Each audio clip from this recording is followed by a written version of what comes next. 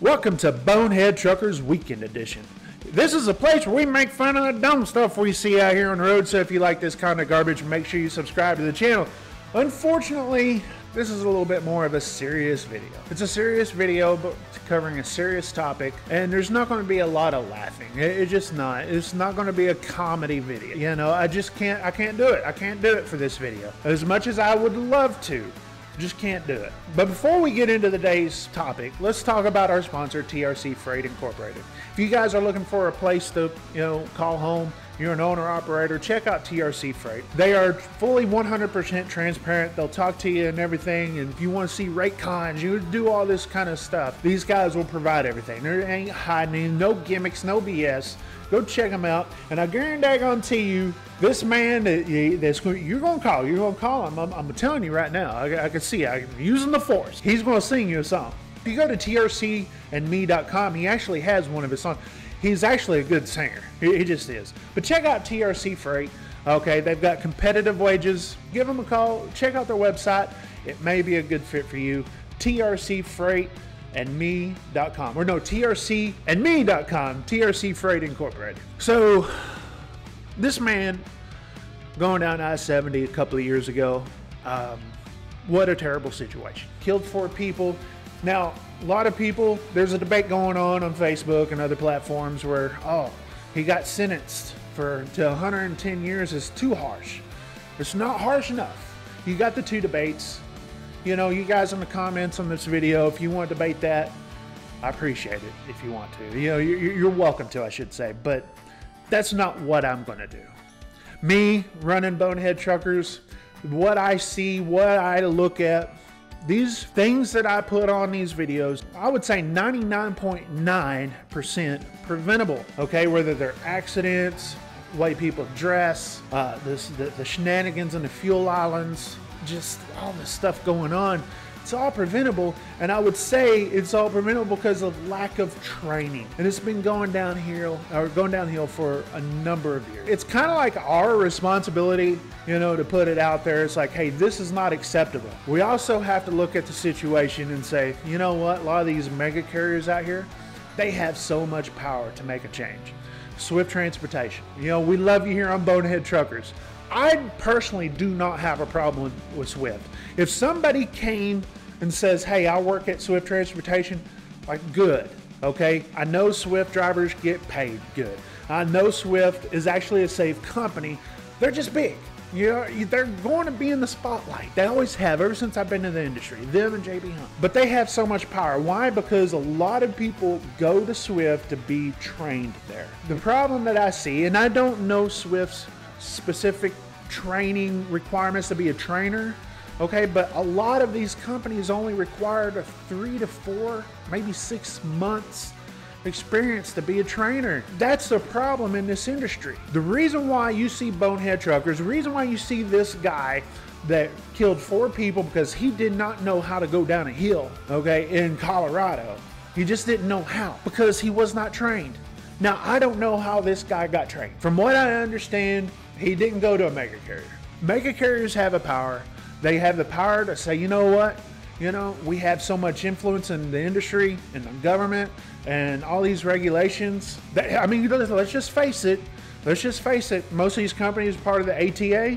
They have so much pull in the government. And I would say that everybody involved in the industry wants to see better trained drivers. I do. Most of you guys do. I drive on the interstate. Our families drive on the interstate. We all drive on the interstate. Okay. And when we see guys that are, just improperly trained, we see it all the time. It's scary. It's scary on Bonehead Truckers. I could only imagine the general public watching these videos is like, man, these guys are dumb.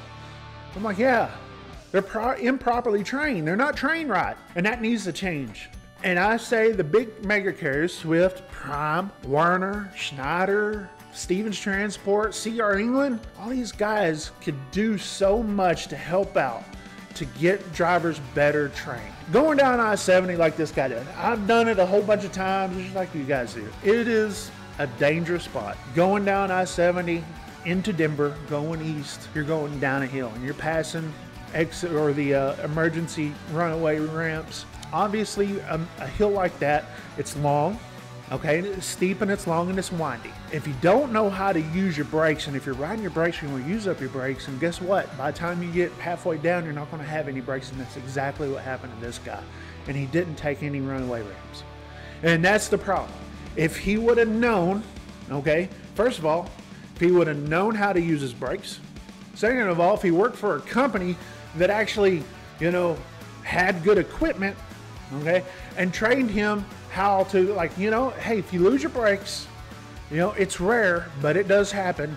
You got these emergency off ramps to take. Save someone's life. A tow bill don't cost that much compared to somebody's life. It just doesn't. I know what the rebuttal will be from the mega carriers, because they're already showing it, like US Express and some of these other ones. They are going to companies like Too Simple, where they're doing autonomous trucks. That's their answer. Their answer is to get rid of the truck driver. Do you guys actually think for a second you put an autonomous truck going down that same hill going into Denver, and if they lose their brakes, if they're going to know how to ditch their truck, whether it be onto the runaway ramp, or it's like, hey, I see stop traffic, I better ditch the truck. You know, that's the first thing I would do. Let's just say if it was me, if I was going down that situation, I lost my brakes and I couldn't take the runaway ramp, what I would do? I would ditch it. I'd just find me a good place right there where there was no people, and I just, like, you know what? I'm gonna try to make this. It's gonna hurt, but it's better than killing a bunch of people on the highway. And I would say that most drivers are the same way. Here's another thing in this situation. This driver didn't know that much English. And as far as I remember, you're supposed to know English, read and write and understand English. What if he didn't even know what runaway ramp was in English, in his language? The problem is that law enforcement needs to enforce this. And from what I've seen, law enforcement does not do this. I live in Texas. There's a lot of way stations in Texas. There's a lot of people that come through Texas that don't know that much English, and they come through these way stations. The DOT officers have a hard time communicating with these, you know, drivers that don't know English. And they're not just Hispanics. There's people from Canada that's coming down too. I mean, I-35 is a big thoroughfare for, you know, Mexican trucks or Mexican freight, Canada freight, and all that kind of stuff. And the language barrier in trucking should not be happening. And if you're going to truck in the United States, this is our language. Okay, we can't afford to sit there and have all these signs that have 3 or 4 different languages on it. We can't sit there and have all our DOT officers in the whole country be bilingual. Multilingual. So I hate to do videos like this. I just do. This is so sad. It's a sad situation. My heart goes out to the people who lost their lives. Just a terrible, terrible thing a couple of years ago. I remember seeing this on the news, and I was just like, man, I was just on that hill not too long ago. You know, but you always know, especially that hill, but any hill at that. So it's like, lay off your brakes, gear down. These are things that you're supposed to learn in training. And when you got rookies training rookies, you got guys that's never seen the Rocky Mountains, has never seen 2 or 3 snow seasons. Go out here and train these guys, if they're getting trained at all. Some of these guys aren't getting trained at all. So here's your CDL, go have fun. Man, that's 80,000 pounds. Are you sure you want to do that? If we're wanting to fix this, okay, not set an example to one guy, you know, or for one guy who said, oh, if you kill people, you're going to get sentenced to this. How about we take a look at the bigger issue? The bigger issue is to prevent this from happening again is to train drivers better, have better requirements, more strict requirements to be a truck driver and to be a driver trainer. Swift, you listening? Warner, Prime, CR England, you guys listening? I hope you guys are, because this is a serious situation. Now, I believe, my personal opinion, it starts with you guys. You guys influence the new truck drivers coming into this industry. You guys do. They're turning to you. Young kids, Middle-aged people, they're saying, hey, they're looking on the internet, how do I become a truck driver? And Swift pops up, Prime pops up. You guys are the leaders. Let's fix this. Let's fix this. Let's not let this happen again with, you know, that went on in Denver. That's from Bonehead Truckers. Listen, I'm a fan of these trucking companies. I am. Yes, it's funny and all that kind of stuff. We like to joke around, but at the end of the day, Swift is a big influence. Prime, all these mega carriers are big influence to the generation coming into this industry. And if you guys want better trainers, I would say you're going to have to pay pretty good. You'll have to pay those guys. You want a trainer that has 10, 20, 30 years of experience?